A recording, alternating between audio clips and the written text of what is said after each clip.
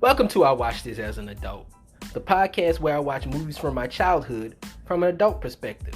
And this week, I review 1995's Bad Boys.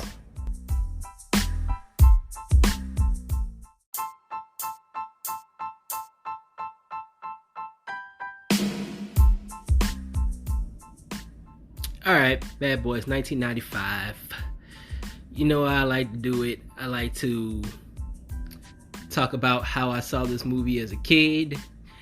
This really is a movie I shouldn't have been watching as a child, you might say. But how I saw it was, I saw it on HBO, I believe. Was it HBO? I believe I saw it on HBO as a kid, like a year later.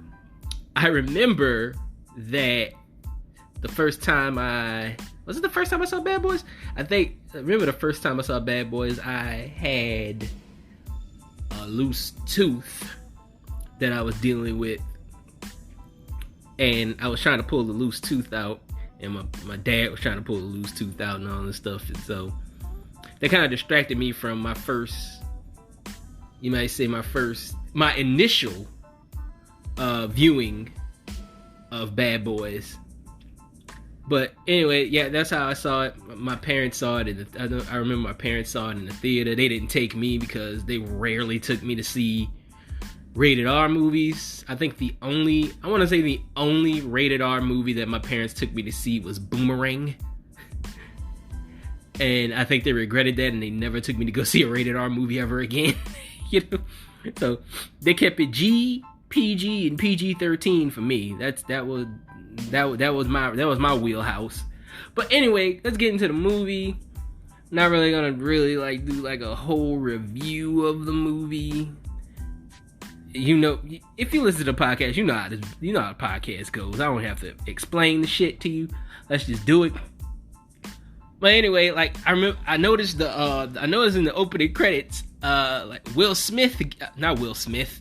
I'm getting my black people mixed up. Martin Lawrence has the top billing. He gets top billing in the movie, and Will Smith gets second billing. I believe this is because Martin Lawrence was more of a bankable star at the time than Will Smith. Hard to believe, I know, right? Like weird times, right? But Martin Lawrence was more bankable than Will Smith. But Martin Lawrence had the sitcom. Will Smith had a sitcom too. But Martin Lawrence also had he also proved he could be bankable because he had his comedy concert movie You So Crazy out at the time also. I believe that came out like a year before Bad Boys. So like he proved they could be bankable. You So Crazy made a lot of money. But Will Smith hadn't proved himself yet. I think the only two movies that he'd done before Bad Boys was a movie called Made in America with Whoopi Goldberg and Ted Danson, and he's barely in that movie. I want to say he's like background in that movie, and it's him and Nia Long are like best friends or something like that in that movie, and like because Nia Long finds out that Ted Danson's her dad, and I'll go into that when we do a Made in America review, I guess. But that was one of the movies he did, and the other movie was god dang it, I forgot the name of it right now. As I talk about it, I forgot the name of it. It's because it's the movie where he kisses I think Anthony Michael Hall in it. Like god dang, he plays gay in the movie. I forgot what the movie's called, and I seriously can't think of it. 8 Degrees, was it called 8 Degrees of Separation or 6 Degrees? 6 Degrees of Separation. That's the name of the movie, 6 Degrees of Separation. He only did Made in America and 6 Degrees of Separation. Those are the only two movies that he's done. And I think he did another movie where he played like a kid in a wheelchair. And I can't think of the name of that movie either. But like he's in that movie, he plays like a kid in a wheelchair. I think he gets murdered in that movie. I don't quite remember. But he's in that movie. But all three of those movies pretty much tanked at the box office. They didn't do well. So like Will Smith wasn't quite bankable yet. Bad Boys is what made him bankable. So is that from the start of the movie, you can see the chemistry between Martin Lawrence and Will Smith. Martin Lawrence plays Sergeant Marcus Burnett, and Will Smith plays Sergeant Mike Lowry.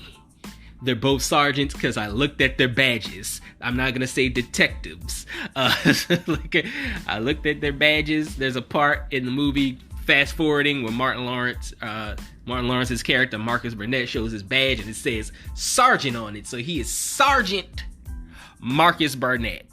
That's his name. From the start, these guys had chemistry. I heard that if you watched interviews with them for Martin Lawrence and Will Smith when they were promoting Bad Boys for Life, I also saw Bad Boys for Life. I loved it. Thought it was a great film. If you watch interviews with them, this was supposed to be a Martin Lawrence starring vehicle. Martin Lawrence was trying to find a partner to do the movie with, and it was Martin Lawrence's sister who suggested Will Smith. He said he had dinner with Will, they hit it off, and the rest is history at that point. So, and you can see it on the screen, and I love that. I love it when, you know, that actors have chemistry and I've talked about this before. With House Guests, with Sinbad and Phil Hartman.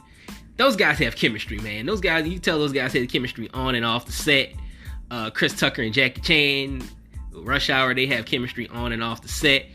I'm trying to think of another movie that I remember. No, it was Money Talks. I remember I reviewed Money Talks like a couple months back, and I was talking about the chemistry between Chris Tucker and Charlie Sheen. And I was like, you could tell that those guys did not have chemistry because the chemistry did not flow on set. You can tell, like, it didn't flow in the movie. Pretty much, it didn't, like, the movie. You couldn't see the chemistry. It was all choppy. You could tell, like, probably Charlie Sheen got on Chris Tucker's fucking nerves. You know, you can tell it just shows, the tension shows in the movie. But that's what I love. I love when the two stars of the movie have chemistry on and off set. And even when they do interviews, you can tell they got chemistry with each other. It's just fucking oozing out of the camera. It's oozing out of the screen. But anyway, you got that, and then you get to the bad guys. The bad guys are something out of a Saturday morning cartoon. They really are. They are Saturday morning cartoon villains. I'm really surprised that they didn't make Bad Boys action figures so they could capitalize on these goddamn villains. You know, it's like they were fighting like Skeletor and his minions, or Shredder and Bebop and Rocksteady or some shit.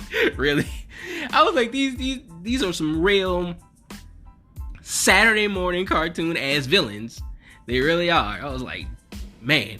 But anyway, like, you get these villains. They're like breaking into the Miami PD precinct.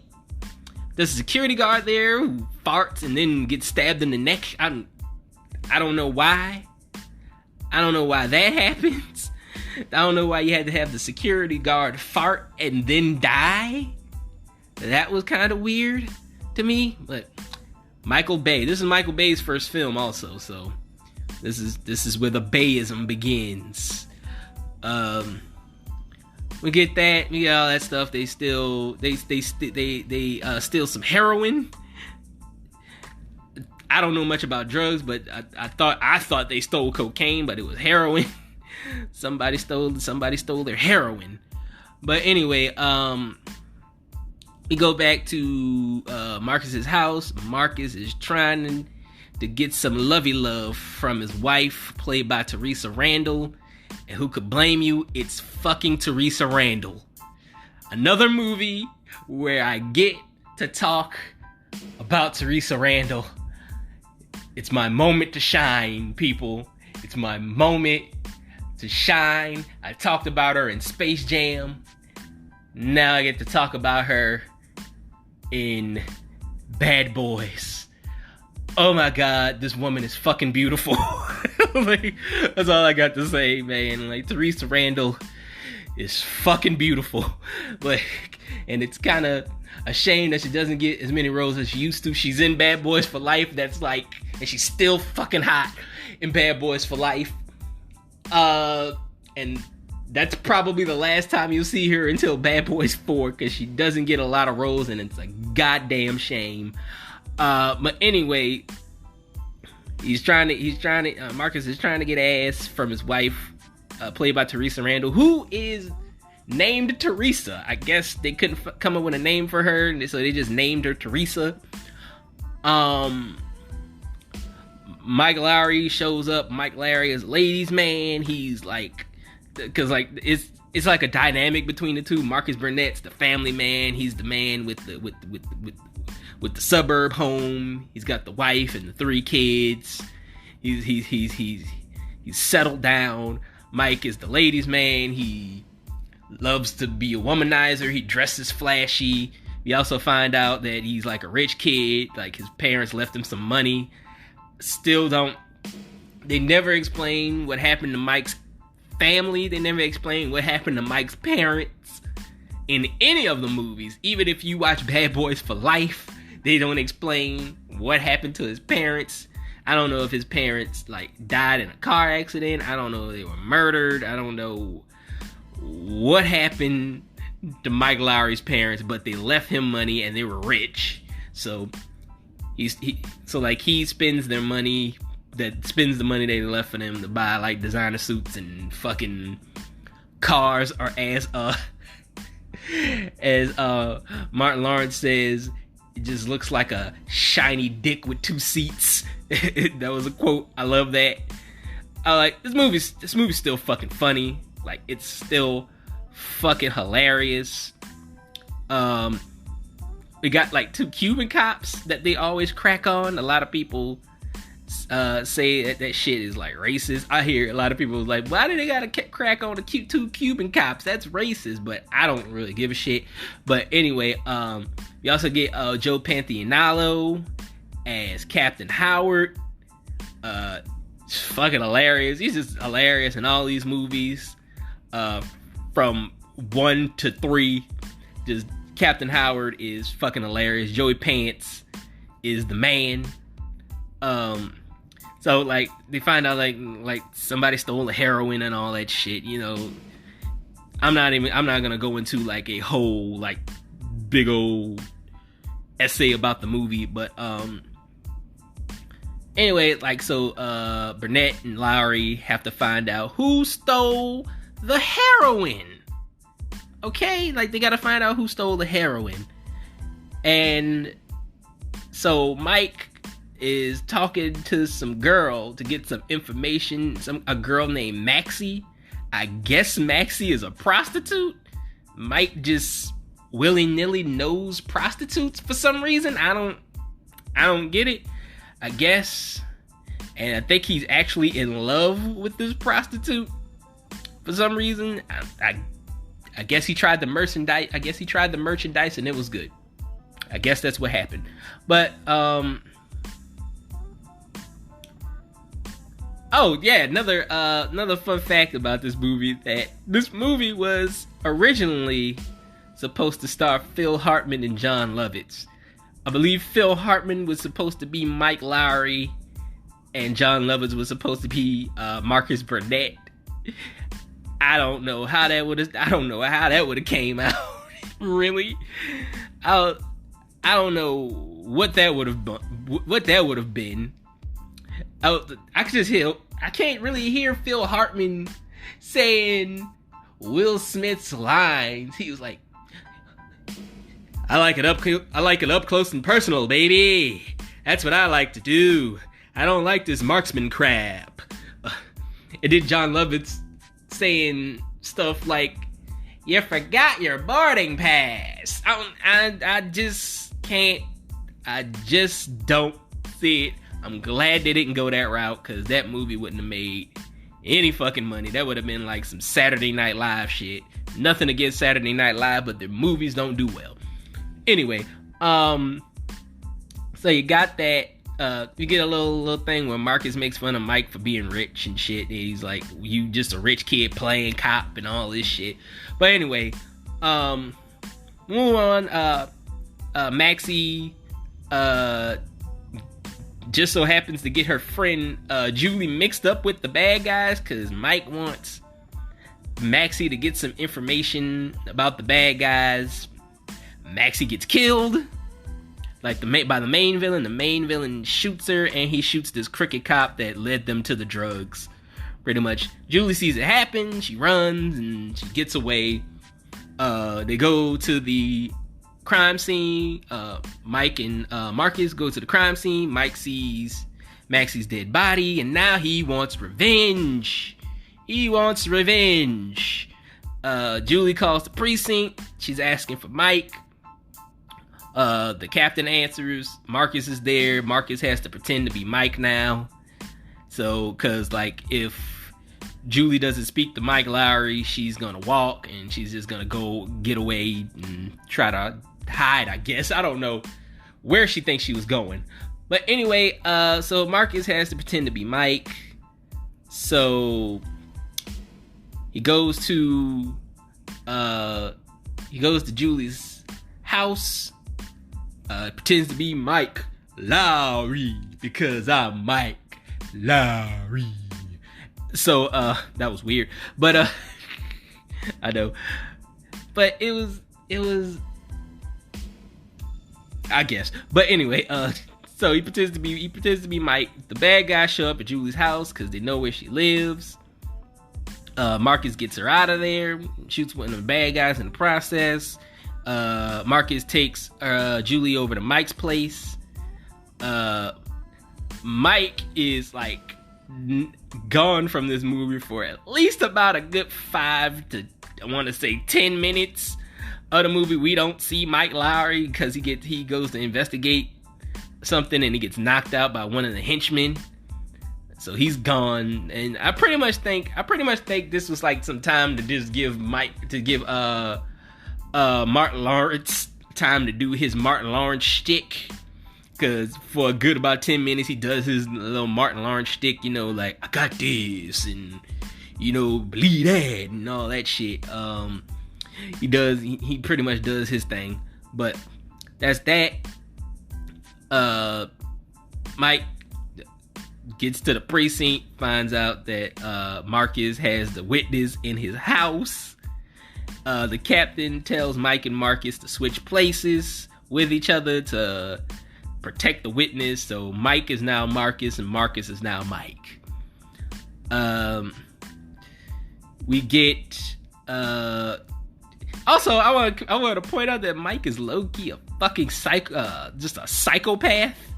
Throughout all of these movies, he's a fucking psychopath, because they even talk about how many people Mike has killed.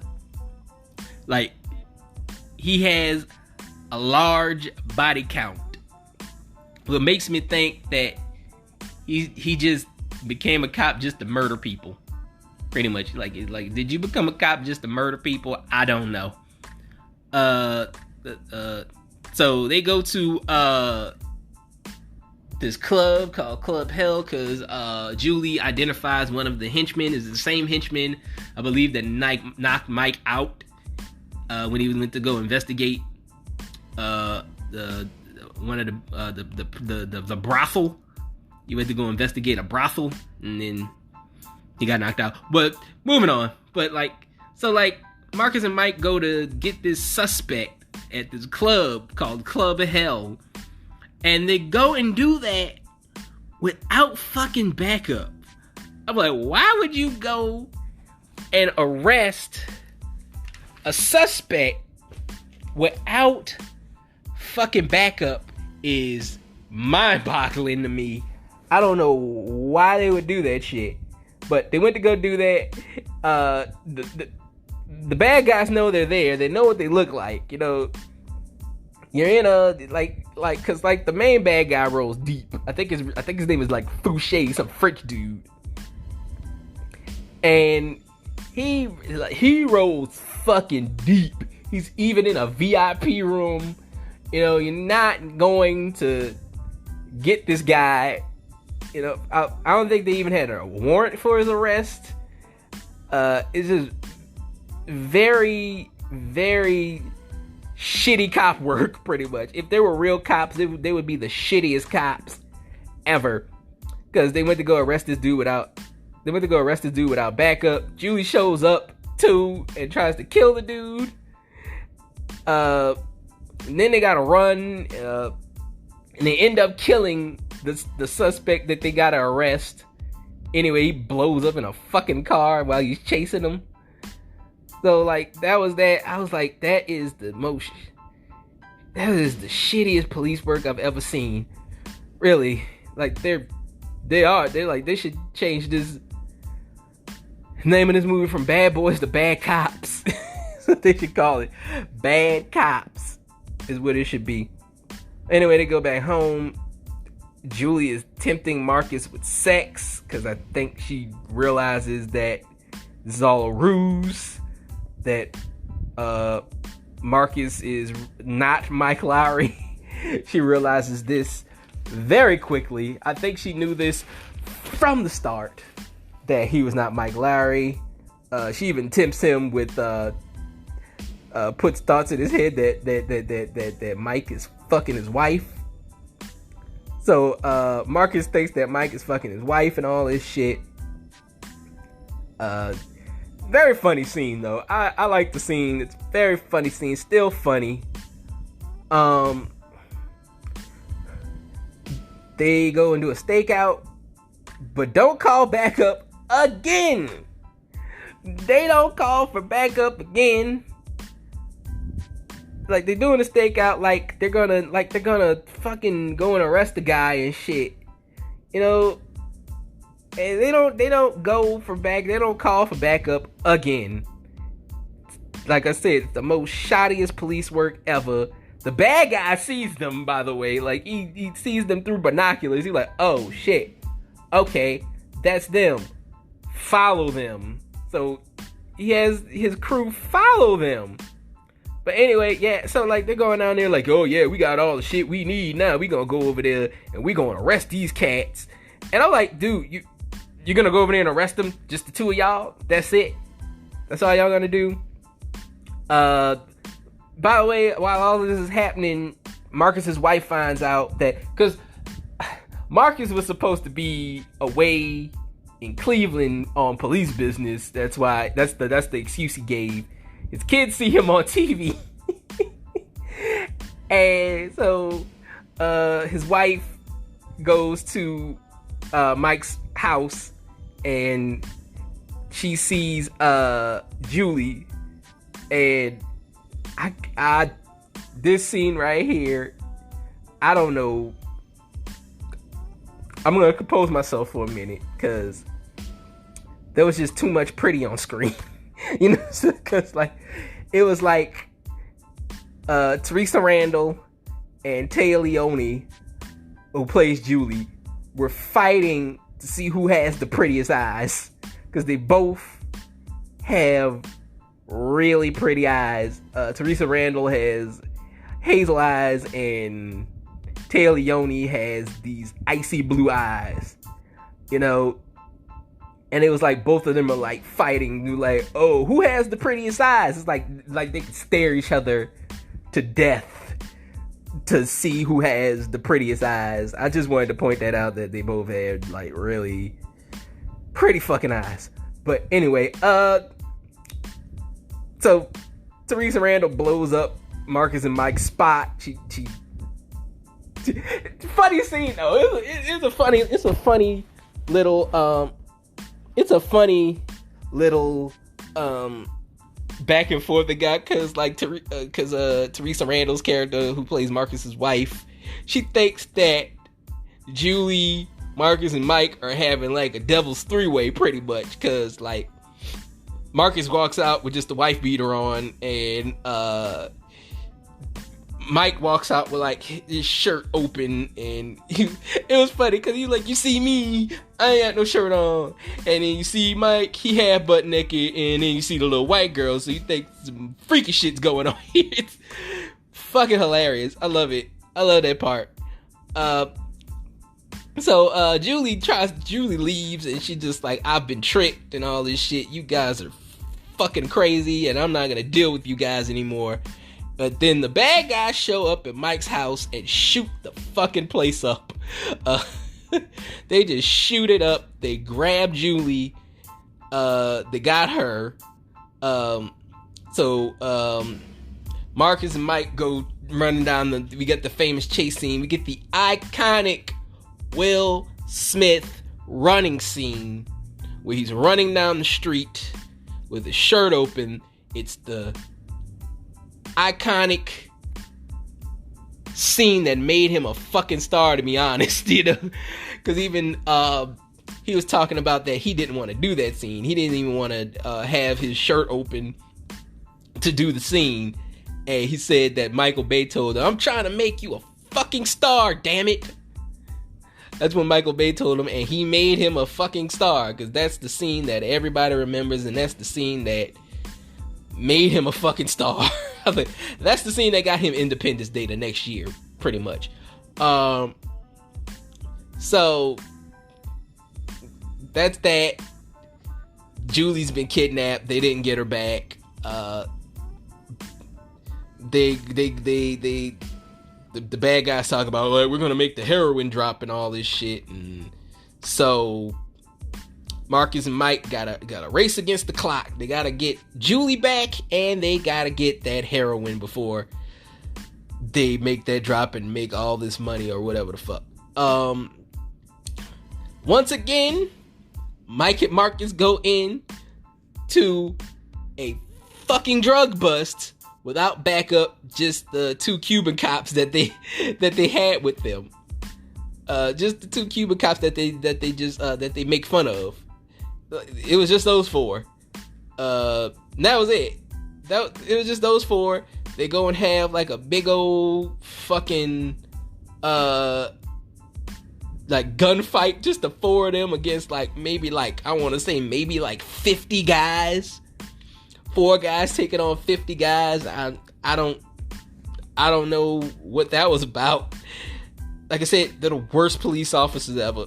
This would be reckless endangerment. They would have like a whole bunch of suspensions, and that precinct would probably be shut down because hey, you got some shitty cops over there, sir. You got some shitty cops. So they go. The whole place blows up. Marcus, Mike, and Julie get out, but I didn't see the 2 Cuban cops get out. What are their names? Sanchez and Ruiz. Sanchez and Ruiz. I didn't see them get out of the building in time, so I'm guessing they died. I was like, did the 2 Cuban cops die? That's something I never thought of. I was like, did those 2 Cuban cops die? Because I didn't see them get out of the building, and they're not in Bad Boys 2. There's like 2 new Cuban cops in Bad Boys 2. So I'm guessing they're dead. Rest in peace to Sanchez and Ruiz. You served your city well, I guess. But anyway, long story short, they catch the bad guys, kill the bad guys, and do all that shit. That's Bad Boys. This was clearly supposed to be a starring vehicle for Martin Lawrence. This was supposed to be Martin Lawrence's star-making movie, pretty much, but it ended up making Will Smith. Martin Lawrence didn't do bad. He still had his sitcom, and he still went on to do a whole bunch of comedies where he's pretty much playing the same character, but still, he went on to do a whole bunch of other stuff, so he wasn't hurting for anything. Overall, I still enjoy this movie. It's fun. Childhood me gives it a 5. Adult me gives it a 5 also. Out of a 1 out of 5. Still an enjoyable movie. It's got a lot of rewatchable quality. I laughed at a lot of the jokes. They're still fucking funny. But that was Bad Boys. Join me again next week when